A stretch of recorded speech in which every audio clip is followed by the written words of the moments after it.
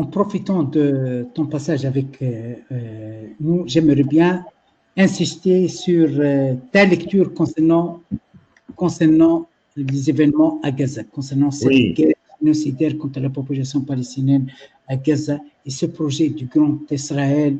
Netanyahou me paraît insiste à aller jusqu'au bout dans ce génocide, dans ces tentatives de l'épuration de la cause palestinienne. bien sûr, mais bien sûr, je suis bien d'accord avec ça.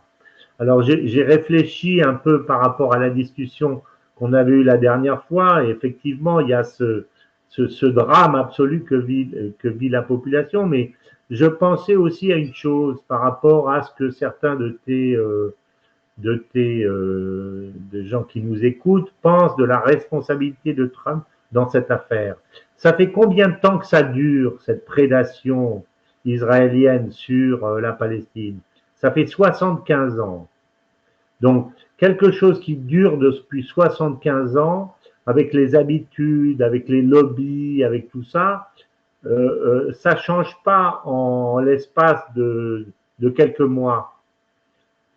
Donc, il faut, malheureusement, ça prend un peu de temps, d'une part.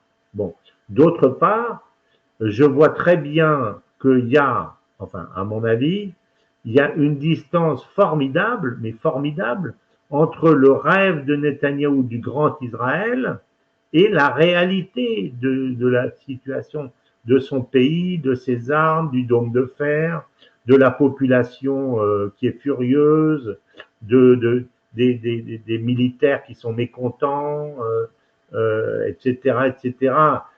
Ça me donne l'impression de quelqu'un qui dit, moi, je suis prêt à aller à l'Everest.